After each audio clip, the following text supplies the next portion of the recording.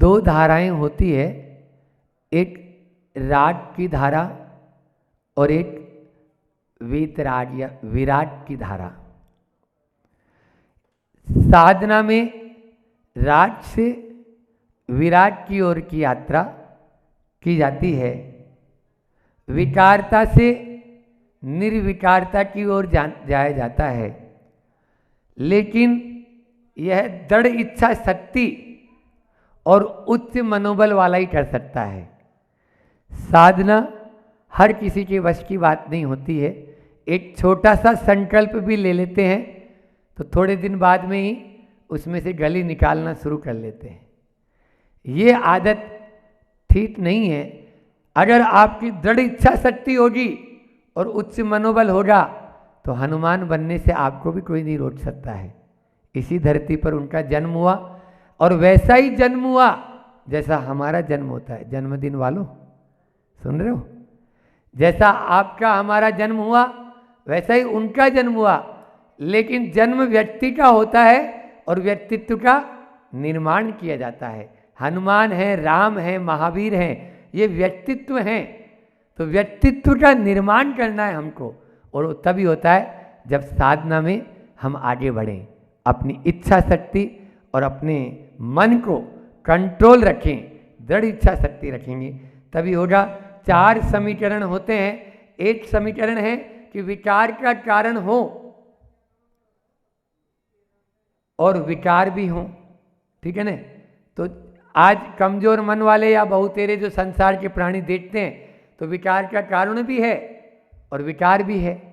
विकार का कारण हो लेकिन विकार न हो, विकार का कारण विद्यमान हो। विगत लगभग 1 महीने से यही चर्चा चल रही है। आपके सामने विकार का कारण होगा लेकिन विकार न हो, ये अपन सूत्र जान रहे हैं। तीसरा समीकरण है विकार का कारण न हो लेकिन विकार हो। जिनको बाजा बजने पर जो बाजा बजने पर नाचता रहता है या जो बिना बाजा बजने पर के नाचने के अभ्यासी हैं, तो बाजा बजे और फिर नहीं नाचे, ऐसा तो होगा ही नहीं। समझ में आ रहा है ना? तो विकार का कारण न हो फिर भी विकार हो, और अंतिम है विकार का कारण भी नहीं हो और विकार भी नहीं हो। ये प्रभु में होता है ना? और जो विकार का कारण न हो और विकार हो, ये आज के संसारी प्राणियों में ये भी पाया जाता है। ये 4 जो है, जो हाईली ट्रक होता है ना, जो टैंकर जो जाते हैं उनके पीछे लिखा हुआ रहता है, पेट्रोल के टैंकर जाते हैं उनके हाईली इनफ्लेमेबल, हाँ वही अत्यंत ज्वलनशील। ये तीसरा जो कारण है ना, ये उनका लगता है विकार का कारण न हो फिर भी विकार हो। ये अत्यंत ज्वलनशील जो होते हैं उनके 24 घंटे क्रोध में ही रहेंगे, कोई बात नहीं है, कोई वो नहीं है, लेकिन फिर भी उनका दिमाग हमेशा गर्म ही बना रहेगा, वो ठंडा होने की कैपेसिटी में आ ही नहीं पाता है। ऐसे वो हाईली होते हैं। प्रतिकूलता में समता रखना ही साधना है। अनुकूलता में तो सभी समता रख लेते हैं। समझ में आ रहा है? अभी ठंडी मौसम हो गया तो पंखे चल रहे हैं क्या? बोलो, कोई नहीं चलाएगा। जब गर्मी पड़े और फिर पंखा नहीं चलाओ तब हम आपको मानेंगे कि हाँ ये है साधना। तो यही अपन सीख रहे हैं, उसी में चलता है। होता क्या है, अनुकूलता में एक बार ऐसा था, जैसा भी मैंने बोला कि अनुकूलता में तो सभी रख लेते हैं, प्रतिकूलता में समता रखें। एक पंडित जी थे, वो पंडित जी एक बिल्ली के ऊपर दीपक रखकर शास्त्र स्वाध्याय करते थे। बिल्ली बैठती थी, वो शांत बिल्ली थी बिल्कुल, और उस पर दीपक रख लेते और अपना स्वाध्याय करते सामने। तो लोग देखते, पंडित जी आपके यहाँ की बिल्ली तो बड़ी शांत है।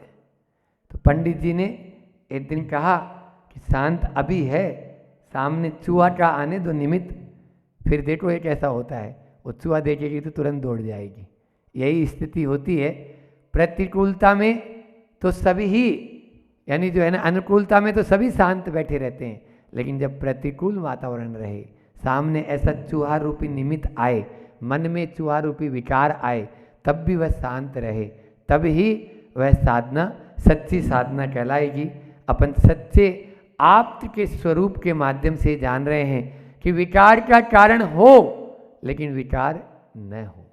बस ये अपने सामने, प्रभु के सामने तो वो तो सहज है, शांत हैं, विकार का कारण भी नहीं बचा और विकार भी नहीं है। लेकिन हमारे सामने इस जगत में, दृश्य जगत में विकार का कारण विद्यमान पल पल पर आएगा। प्रभु कहते हैं तू भाग मत, जाग, भाग के तुम वन में भी चला जाएगा तो वहां पर भी तेरे सामने विकार के कारण विद्यमान होंगे, पहाड़ पे भी चला जाएगा तो भी विकार के कारण विद्यमान हो सकते हैं, होंगे, लेकिन फिर विकार न हो, ऐसी कंडीशन आए तब जब अपना यह साधना का क्षेत्र सही कहलाएगा। तो अपना ये चल रहा है कि अभी कैसी शरण में अपन जाएं, कैसे प्रभु की शरण में अपन जाएं। तो आज का जो कारिका है 19 नंबर की कारिका, कल 18 नंबर की ली थी अपन ने, आज 19 नंबर की कारिका है, उसको अपन लेते हैं। और वहाँ पर यही बात कही जा रही है कि किस प्रकार के वे प्रभु हैं जिन प्रभु के माध्यम से हम विकार का कारण विद्यमान होगा लेकिन फिर भी विकारी नहीं बन पाएंगे।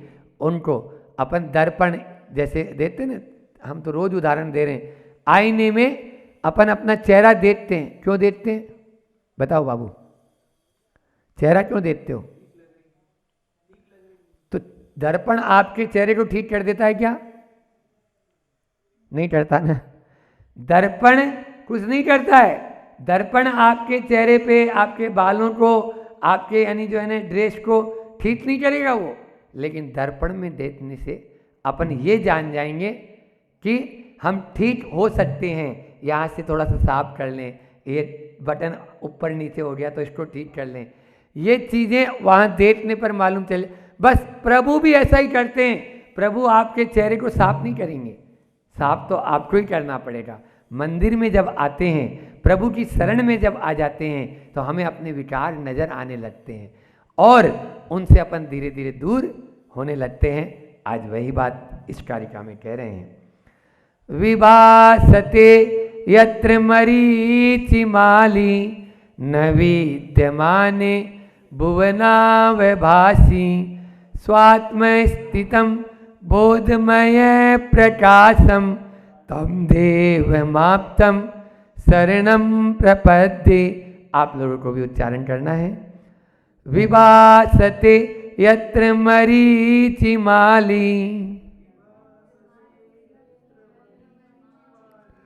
न विद्यमाने भुवनावभासी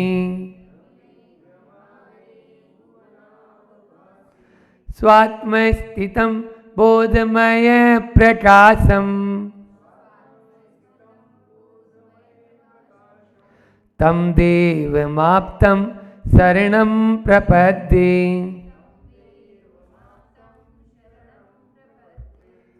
मरीचिमाली यत्र विभासते न विद्यमाने भुवनावभासी। बहुत सुंदर उदाहरण देते हुए समझा रहे हैं आचार्य भगवंत, अमितजती आचार्य भगवंत कि मरीचिमाली यानी सूर्य, यहाँ यत्र यानी इस लोक में, सूर्य जो है इस लोक में प्रकाशित होता है, सूर्य प्रकाशित होता है, पूरे जगत को प्रकाशमान कर देता है, लेकिन न विद्यमाने भुवनावभासी, वह आपकी तरह लोक और आलोक को प्रकाशमान करने में न विद्यमाने, विद्यमान नहीं है वो। सूर्य प्रकाशित तो करता है लेकिन जैसा प्रकाश आपका है वैसा प्रकाश सूर्य का नहीं है। फिर आगे कि स्वात्म स्थितम, आप क्यों ऐसा प्रकाश करते हैं? क्योंकि आप अपने स्वरूप में स्थित हैं, इसीलिए बोध में प्रकाशम, ज्ञान में प्रकाश, स्व और पर दोनों को प्रकाशित कर रहे हैं। हे प्रभु, ऐसे चरणों में, ऐसी शरण में मैं आपके आता हूँ। तम देव माप्तम शरणम प्रपद्ये, ऐसी शरण को मैं ग्रहण करना चाहता हूँ, ग्रहण करता हूँ, आपकी शरण में आता हूँ। एक बार फिर से अर्थ देख लें। उदाहरण देते हुए समझा रहे हैं कि जैसे सूर्य इस लोक को प्रकाशित करता है, वैसे ही आप में प्रकाश है, लेकिन उससे भी अधिक कई गुना प्रकाश आप में है, जो लोक और अलोक दोनों को प्रकाशित कर रहा है। न विद्यमाने, सूर्य केवल मात्र इसी लोक को प्रकाशित कर रहा है। आप लोग भट्टामर में भी पढ़ते हो, क्या पढ़ते हो? नास्तम कदाचिदुपयासिन राहुगम्य स्पष्टीकरोसि सहसा युगपजगन्ति नाम्बोदरोदर निरुद्ध महाप्रभाव सूर्यातिसाही महिमासी मुनीन्द्र लोकी।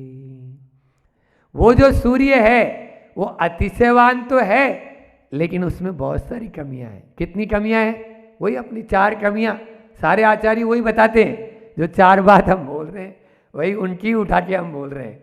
तो यहाँ पर भी मानतुंड आचार्य कहते हैं इस छंद में, जो आज के इस अपनी सामायिक पाठ की कारिका से बिल्कुल मिलती जुलती है, कि इसके माध्यम से आप और अच्छे से समझ जाएंगे कि जो जगत का सूर्य है वो उड़ता है और डूबता है। पहली कमी है, वो उड़ता है और डूबता है, ना अस्त होता है और उदित होता है।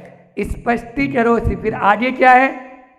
दूसरी कमी, कदाचित उपयासी न राहु गम्य। फिर दूसरा है राहु का उसको ग्रहण लग जाता है, सूर्य ग्रहण होता है ना।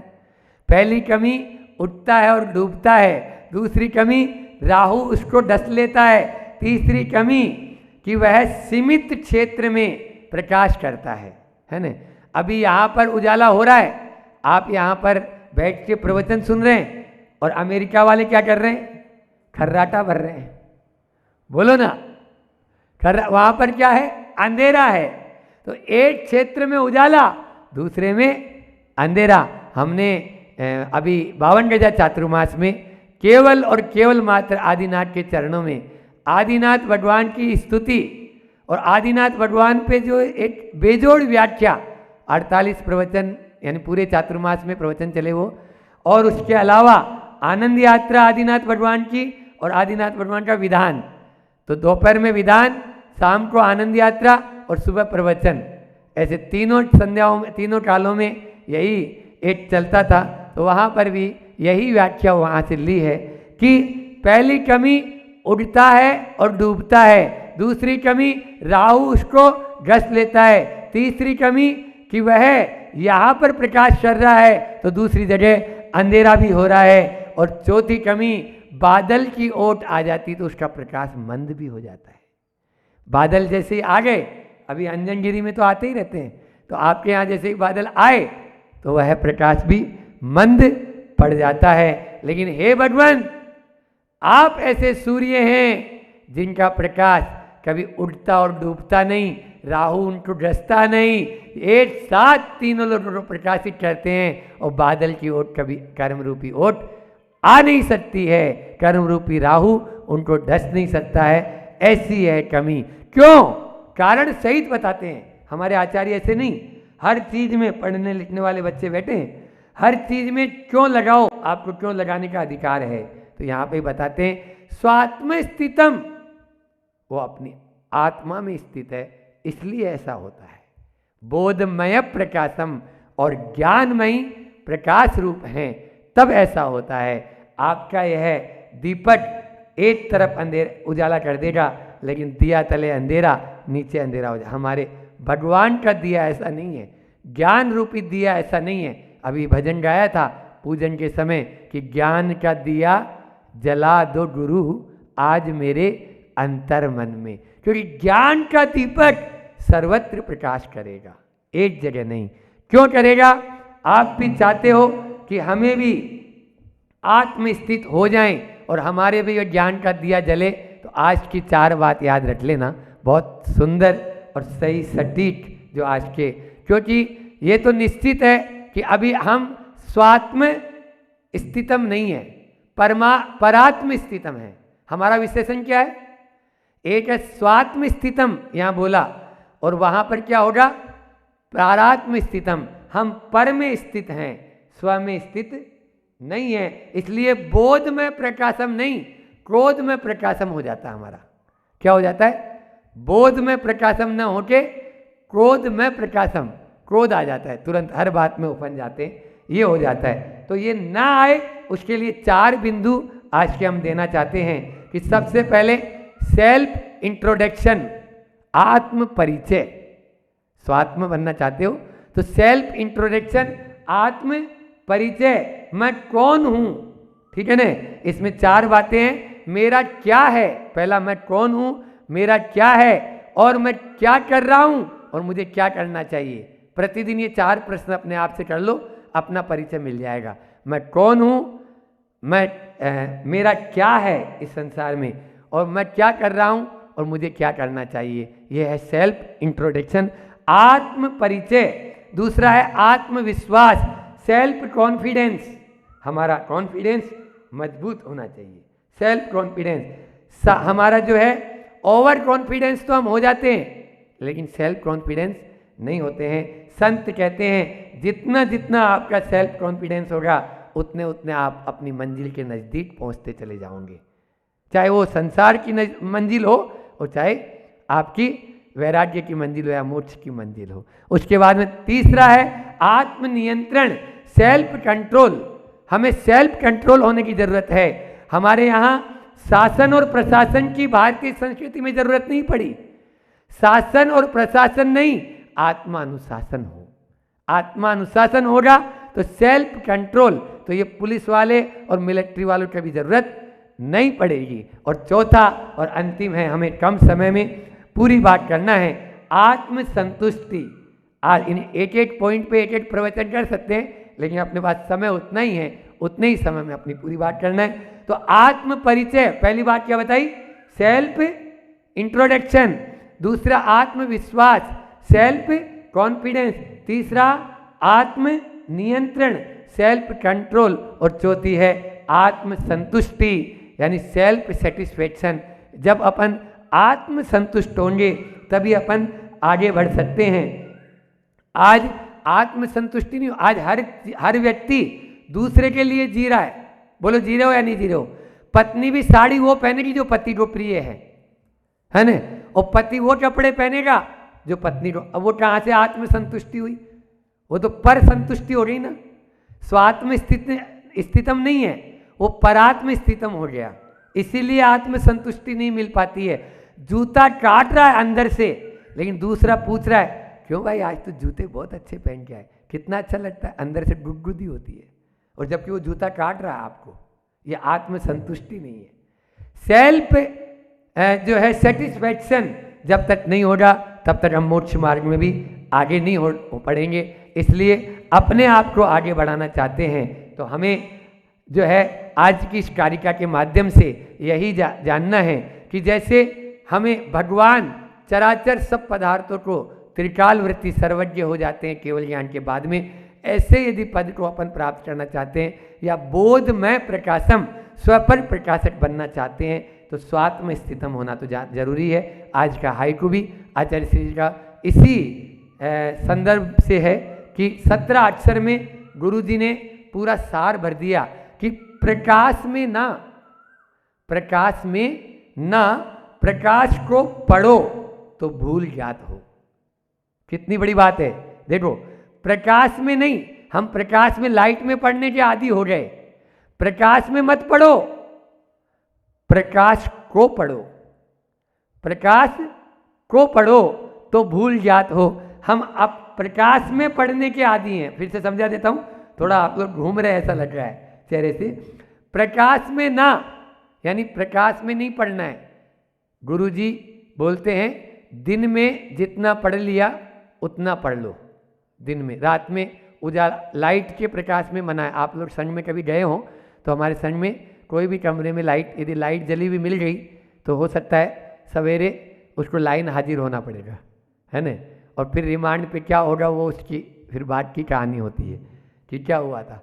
तो कोई विशेष परिस्थिति हो तो अलग बात है, कोई बीमार हो गया है, कुछ हो गया, लेकिन लाइट रात में वहाँ पर कभी नहीं जलती। बस शाम हुई और आचार्यवृत्ति के बाद तुरंत सब सामायिक में बैठ जाते हैं, थोड़ी देर वही आवृत्ति हुई फिर।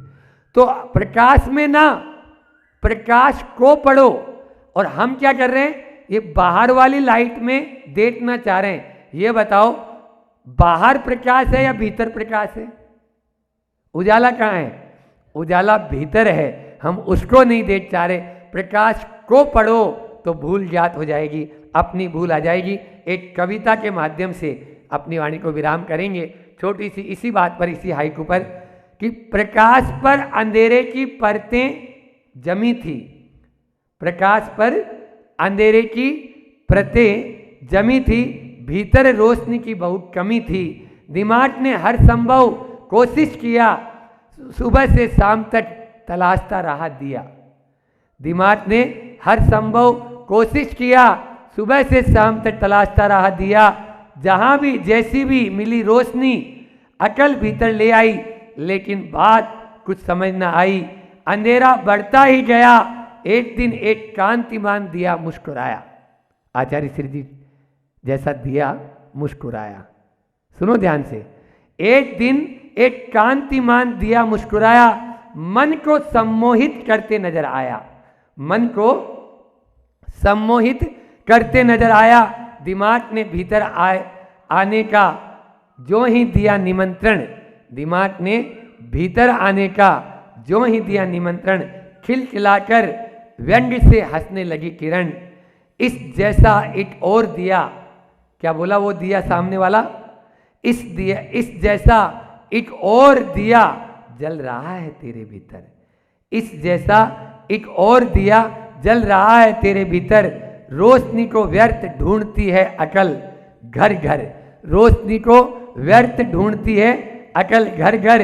दिए के चारों ओर तम के घेरे हैं कटोर, दिए के चारों ओर, जो हमारे अंदर में जो दिया जल रहा है उसके चारों तरफ मोह रूपी जो है घेरे लगाए हुए बैठे हुए हैं, बिल्कुल पिस्तौल रिवाल्वर लेके हुए।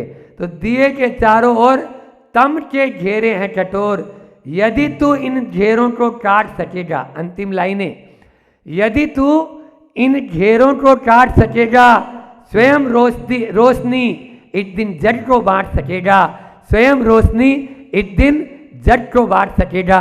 बस रोशनी जग को बांटना है तो अपने उस भीतर के दिए को जलाना पड़ेगा। हिये में जो दिया है, अपने हिये रूपी दिए को प्रकाशित कर लो। एक दिन हम भी स्वात्म स्थितम होकर बोध में प्रकाशम हो जाएंगे, बोध में प्रकाशित हों।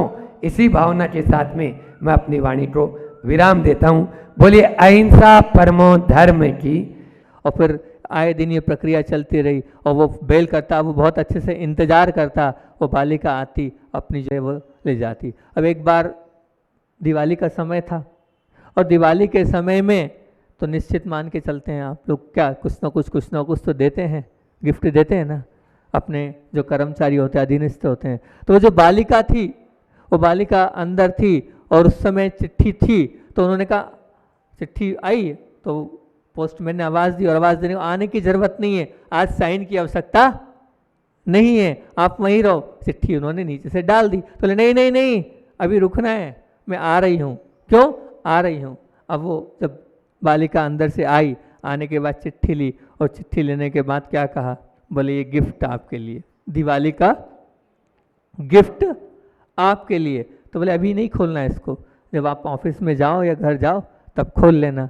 अब वो बड़ी ही मुस्कुराहट के साथ वो जो पोस्टमैन था वो घर आया और घर आने के बाद उसने वो गिफ्ट खोला।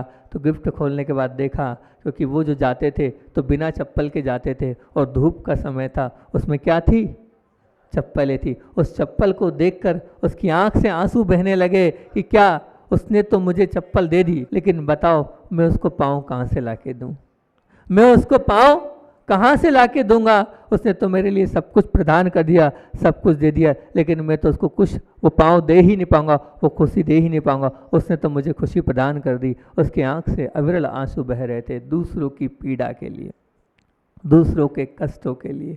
जिनकी आंख में आंसू होते हैं वही सच्चे धर्मात्मा होते हैं, वही सच्चे धर्म के मार्ग पर चलने वाले होते हैं। क्योंकि ध्यान रखना, हम रो तो रहे हैं लेकिन बस अपने लिए रो रहे हैं, दूसरों के लिए नहीं रो रहे हैं। दूसरों के लिए हमारे आंख से कभी आंसू नहीं आए हैं, आते भी नहीं हैं। और क्यों नहीं आते हैं? क्योंकि वो अंदर से संवेदना ही नहीं बचिएगी, अंदर से वो भाव ही नहीं बचे हैं कि हम दूसरों के लिए रोएं और दूसरों के लिए हम धर्म को करें। अपना समय शायद हो रहा आएगा, क्योंकि 9 बजे करना आएगा, तो 2 मिनट में अपनी बात को विराम आचार्य भगवान का एक संस्मरण सुनाकर अपनी बात को विराम करूंगा। बाकी बात को एक पॉइंट आपका रह गया आएगा। अंतिम प्रवचन है, डरने की वाली बात है, और डरने वाली बात आज अपन बाद में कर लेंगे क्योंकि समय हो रहा है, 3-4 मिनट 5 मिनट बचे हैं। अंत में आचार्य भगवान की बात को बताकर अपनी बात को विराम करूंगा कि बात उस समय की है, गुरुदेव राजस्थान में जब थे, अपनी पुरानी चर्चाएं चल रही है भी हाल, तो राजस्थान में थे और मार्च का महीना था। तो मार्च में तो निश्चित बात है क्या होती है कि गर्मी होती है राजस्थान में बहुत ज़्यादा। तो गर्मी में आचार्य भगवान और पूरा संघ छत पर लेटा हुआ था, लू चल रही थी और एकाएक मौसम ने ली करवट, और क्या हुआ, तेजी से बारिश आने लगी। जब बारिश आने लगी तो बारिश में हुआ ये कि जब छुल्लक जी थे, ब्रह्मचारी लोग थे, सब नीचे आ गए, लेकिन आचार्य भगवान वहीं पर बैठे रहे। सभी लोगों ने आचार्य श्री जी से खूब कहा कि आचार्य श्री नीचे चलो, नीचे चलो, नीचे चलो, लेकिन आचार्य श्री जी जो थे वो नीचे आने के लिए तैयार, वो तो ध्यान में बैठे थे। अब वो क्या ना हाँ कर रहे हैं ना कर रहे हैं, आँखें बंद थी और बहुत तेज पानी आ रहा था, मूसलाधार पानी था। फिर क्या था, वहाँ के जो चौकीदार जो पुजारी थे वो वहीं थे, उन्होंने एक छाता लिया और छाता लगा दिया ताकि कम से कम थोड़ा बहुत हवा तो आएगी, मतलब हवा तो आएगी लेकिन कम से कम पानी से तो बच जाएंगे। और बिल्कुल छाता लगाया था और वो आचार्य श्री 3-3.5-4 घंटे तक उसी पानी में वहीं ऊपर बैठे रहे। और बैठने के बाद जब सुबह आए तो वो जो पुजारी बोलता है, मैंने मेरे जीवन में जितनी विशुद्धि आज तक इतना बड़ा हो गया हूँ, खूब भगवान की मैंने पूजा करी, खूब भक्ति करी, खूब सब, पर जितनी विशुद्धि उन 2.5-3 घंटों में छाता लगाए हुए लगी कभी नहीं लगी। मैंने कहा मेरे जीवन का सबसे अच्छा और उत्कृष्ट काम वो किया। और आचार्य श्री जी से जब निवेदन किया तो आचार्य श्री जी ने यही कहा कि भैया कष्ट जब तक हम नहीं सहेंगे तब तक फिर हमारे कर्मों की निर्जा कैसे होगी। बड़ी मुश्किल से तो ऐसे पेपर आते हैं और ऐसा मौका मिलता है, और आप ऐसे मौके में बार बार कह रहे थे चलो चलो चलो, ऐसे कैसे चलो, ऐसे कैसे चलो। उसमें ही तो आत्मा का ध्यान लगता है, उसी कष्ट में तो हम आत्मा तक पहुंच पाते हैं। आपको बताएं हमारे आचार्य भगवान एक बार शाम को जहाँ बैठ जाते हैं उसके बाद रात्रि में कभी नहीं हिलते, वो वहीं के वहीं रहते हैं। आपको इतना ही कुछ कर लो वो वहीं विराजमान रहेंगे। तो बस उनकी वो साधना थी और आज तक वो साधना उनकी बरकरार है, इसलिए इतने उत्कर्ष। बोलिए आचार्य भगवान विद्यासागर जी महामुनि राज। बताओ आप लोगों ने सोचा था क्या कि इतने बड़े रूप से और इतने अच्छे रूप से ये सब कुछ हो जाएगा? सोचा था? बताओ नासिक रोड वालों, सोचा था आपने इतने बड़े और विशाल रूप से हम कर पाएंगे? लेकिन आप सबकी भावनाएं थी और पूज्य गुरुदेव का आशीर्वाद था, उसके तले ही ये सब कार्य बहुत अच्छे से। आप लोगों को अच्छा लगा हो या ना लगा हो, हमें तो बहुत अच्छा लगा, हमें तो बहुत अच्छा लगा। छोटी सी समाज, लेकिन छोटी सी समाज ने भी बहुत अच्छे से, उस दिन हमने भी कहा था ना, हमारी आगवानी तो बहुत जगह होती है और आगवानी में तामझाम भी बहुत होता है, लेकिन चेहरे की प्रसन्नता बताती है, अंदर का उत्साह बताता है कि कैसी आगवानी, किस प्रकार से आगवानी है। तो हमने कहा था कि उत्साह तो बहुत है, हमने पहले दिन ही कहा था कि इस उत्साह को देखकर तो ऐसा लग रहा है कि इनकी बहुत भूख है। और मुझे नहीं लगता कि 3 दिन में आप लोगों की भूख शांत हो गई है। हो गई? नहीं हुई? बहुत अच्छी बात है, भूख को बनाए रखो। और महाराज जी ने भी कहा ही है कि अपन जिनके आशीर्वाद से अपन ने किया है तो कृतज्ञता ज्ञापित करने अपने को वहाँ जाना ही चाहिए, ये कर्तव्य है, तभी ये कार्यक्रम पूर्ण होगा। तो बिल्कुल आप लोग पूज्य गुरुदेव के पास जाएं कि आपकी कृपा थी, हम आए नहीं और आपने वैसे ही आशीर्वाद पहुँचा दिया, बिल्कुल आपके उससे आशीर्वाद आ गया था, ठीक है ना। तो अब आप जाएं और उस कार्यक्रम को पूर्ण करें तो और अच्छा रहेगा, बहुत अच्छा रहेगा। ये हमारी भी भावना है और महाराज जी की भी भावना है। अपनी चर्चा चल रही थी नासिक रोड पर, और नासिक रोड पर आज अपन अंत कर दें क्योंकि कल का तो कोई भरोसा है नहीं। तो आज अपन करेंगे पूरी इस बात को अंत, क्योंकि रोने से ही पाप कर्मों का दहन होगा। इस पे बात अपनी चल रही थी और हमने सुबह ही आपसे कहा था, हमने जीवन में अपना तो रोना बहुत रोया है, इसलिए मोक्ष को खोया है और पाया नहीं है। रोना वही है, पर उसमें भावों में मेरे लिए नहीं, बस दूसरों के लिए रोना ही, जो आपने दूसरे के लिए रोना ही सोना बनकर हमारे जीवन को चमका देगा, ऊंचा उठा देगा। बस हम दूसरों के लिए रोते चलें, परंतु दूसरा वह जो मोह से संबंध न रखता हूँ, मैंने कहा था ना, रिश्तेदार का इश्तिहार या सील उस पर ना हो तो बहुत अच्छी बात है। और एक युधिष्ठिर का वो उदाहरण याद रखना कि उसने किसकी सेवा करी थी, उसने कौरवों के सैनिकों की भी सेवा करी थी रात में जाकर, और अपने स्वयं के दल के सैनिक, कोई उसने ये नहीं देखा ये इसका है या वो मेरा। इस प्रकार की सेवा के भाव होंगे तो ही आप आगे बढ़ सकते हैं, क्योंकि जो रोया है दूसरों के दुखों पर, उसी ने संसार को खोया है और धर्म को पुरोया है अपने जीवन में। उसी ने अपने जीवन में क्या, धर्म को पुरोया है। अगर आप धर्म को पुरोना चाहते हो, और 4 प्रकार के आंसुओं की बात करी थी हमने। कल्पांत आंसू स्वयं के लिए होते हैं, बस मेरा मेरा मेरा। और फिर दूसरा क्या, कौन सा आंसू था, कृतज्ञता के आंसू थे। वो कौन से आंसू थे कि हमारे जो बड़े हैं, पूज्य हैं, उनने हमारे पर उपकार किया, उनको याद करके रोना। और एक था पश्चाताप के आंसू, मतलब पश्चाताप के आंसू कैसे हैं, मैंने जो किया है पाप उसको लेकर मैं रो रहा हूँ, तो वो क्या है, पश्चाताप के आंसू हैं। और फिर उसके बाद हमने आपसे कहा था ये तो भक्ति में रोना, और प्रभु की भक्ति में रोना, और गुरु भक्ति में रोना। ये रोना भी एक बहुत बड़ा रोना होता है। ये रोना भी शुभ उपयोग के लिए कारण होता है, क्योंकि स्वयं के लिए रोना तो मूल्यहीन है, कृतज्ञता के लिए रोना तो क्या है, मूल्यवान है। और करुणा के आंसू तो बहुमूल्य है, लेकिन स्वयं के दोषों पर और प्रभु की भक्ति में रोना तो क्या है, अमूल्य है। ऐसा अमूल्य रोना हम करेंगे तो ही हमारे जीवन में बहुत अच्छा आएगा। चटनी जो होती है ना, चटनी पीसने का जो पत्थर आपने देखा है, आप उसको सहजता से लात मार दोगे, कोई बाधा नहीं पड़ेगी। लेकिन भगवान की प्रतिमा बनाने वाले पत्थर को लात मारने की आप सोच सकते हो, उसकी बात ये अलग है। तो जड़ की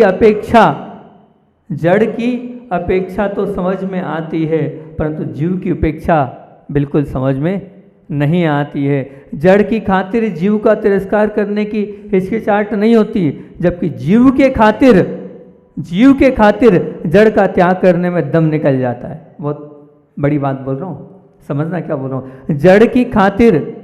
जड़ की खातिर जीव का तिरस्कार करने में हिचकिचाहट नहीं होती है, परंतु जबकि जीव के खातिर जड़ का त्याग करने में दम निकल जाता है। अपेक्षा टूटते ही जीव हमारे लिए तिरस्कार का विषय बनने लगता है, जबकि जड़ की तरफ से चाहे कितनी भी परेशानियां झेलनी पड़े, उसके प्रति हमें इतनी आसक्ति है कि वो अगर हमारे लिए कष्ट भी दे तो हम स्वीकार कर लेते हैं। मतलब जड़ के प्रति राग और जीव के प्रति द्वेष, यही हमारे जीवन की दिनचर्या बन गई है। एक छोटी सी बालिका थी, वो जो बालिका थी वो गरीब भी थी और भूखी प्यासी भी थी। एक रस की दुकान पर वो पहुंची, और पहुंचने के बाद उसे लगा मुझे रस पीना है। 2 युवा रस पी रहे थे, उसने बहुत निवेदन किया। जब वो नहीं मानी तो उन दोनों बच्चों ने क्या किया, वो जब नहीं भाग रही थी तो एक जोर से क्या दिया, चांटा दे दिया। वो रोने लगी। वहीं एक सज्जन खड़े थे, उनने इस दृश्य को देखा, और दृश्य देखने के बाद उस बच्ची के आंसू पोंछे और पूछा तुम्हें गन्ने का रस पीना है, और उसको पिलाया। वो बच्ची भी रो रही थी पीते पीते, और वो जो पिलाने वाले भैया थे वो भी रो रहे थे। रोना है तो ऐसे दूसरों के दुखों पर हम रोएंगे, वही हमारा धर्म हैगा। अब अपना अंतिम पॉइंट क्या है, आखिरी रोड पर ड पर क्या बनाया था, डरने से ही पाप कर्मों का शमन होगा। डरने से ही पाप कर्मों का शमन होगा। तो जब तक हमारे मन में डर नहीं होगा तब तक हम निडर होकर ही पाप के वास में ही जीवन का निवास रखेंगे। क्या बोल रहा हूँ मैं, जब तक हमारे मन में डर नहीं होगा तब तक हम निडर होकर पाप के वास में ही जीवन का निवास रखेंगे। बस हमें डरना है, लेकिन कैसे। एक बार की बात है कि सत्य घटना आपको बीच में रख रहा हूँ कि एक सज्जन थे। अब वो सज्जन तो बीमारी तो कह के आती नहीं हैगी, और उन्हें लगा कि कुछ तकलीफ़ हो रही है और जांच कराने पहुँचे, रिपोर्ट आनी थी और रिपोर्ट आई। रिपोर्ट आने के बाद उनसे कह दिया गया कि आपको कैंसर है 3rd स्टेज का, आपको 3rd स्टेज का कैंसर है। जब उन्हें ये पता चला कि 3rd स्टेज का कैंसर है तो वो बहुत विकल्प और बहुत टेंशन, बोले अब आप कुछ भी कर लो, आपका बच पाना मुश्किल है, ज़्यादा समय नहीं है आपके जीवन का, महीने 1.5 महीने 2 महीने, इससे ज़्यादा आप नहीं बच पाएंगे, लेट हो गए आप। अब वो बड़े टेंशन में थे, होना ही चाहिए, होगा भी। जब मृत्यु सामने आती है तो सबको डर लगता है, आपको बता दी जाए कि आपका मरण कल होना है तो आपके क्या हाल बेहाल हो जाएंगे। बस वही स्थिति उसके साथ थी। अब वो विचार करने लगा, उसने कहा मैंने मेरे जीवन में क्या किया है, मैंने कुछ नहीं किया है। अब उसको धर्म भी याद आ रहा है, दान भी याद आ रहा है, उसने दान भी जहाँ जहाँ देना चाहिए था वहाँ दान की बात भी करी, जिनसे माफ़ी मांगना था उनकी बात भी करी, जिनसे और भी ऐसा लगता था ये करने योग्य कार्य करना चाहिए, मनुष्य पर्याय मिली कर लो, अब क्या पता क्या होगा, उसने सब कर लिया। अब करने के बाद हुआ ये कि अगले दिन फ़ोन पहुँचा, बोले साहब क्षमा चाहते हैं, वो रिपोर्ट जो है वो आपकी नहीं थी, दूसरे की थी। अब दूसरे की थी, जैसे ही वो पता चला, अब वो सब कहाँ दान देना, कौन से तीर्थ क्षेत्र में घूमने जाना, किससे माफ़ी मांगना, सब भूल गया वो व्यक्ति, सब भूल गया, सब एक तरफ रख दिया। अभी तो सब कर रहा था, वो माफ़ी भी मांग रहा था, शिखर जी जाने की बात भी कर रहा था, गिरनार जी जाने की बात भी कर रहा था, यहाँ दान देने की, वहाँ दान देने की बात कर रहा था, लेकिन सब भूल गया। मतलब इतना मृत्यु का डर अगर आपके पास हो जाए तो आप सब कर लोगे, सब करने को तैयार हो जाते हैं। बड़ी विडम्बना है, पर हमें डर नहीं है ना मृत्यु का, इसलिए हम पाप कर्म करते चले जा रहे हैं। हमारे जीवन में बीमारी का डर आ गया, तो सब डॉक्टर ने कुछ कह दिया, अब आपको ये है, तो बस फिर आप उसकी बात मानोगे और सब छोड़ दोगे। लेकिन हम कहेंगे पाप के डर से ये छोड़ दो, तो शायद आप नहीं छोड़ोगे, बिल्कुल नहीं छोड़ोगे। हमने हमारे जीवन में कमाई हुई संपदा बहुत है, उसकी बहुत ध्यान रखते हैं हम। क्या तो अब कमाया है आपने, क्या धन खूब कमाया है, संपदा की आपको बहुत चिंता है कि कहीं कोई चोरी करके नहीं ले जाए,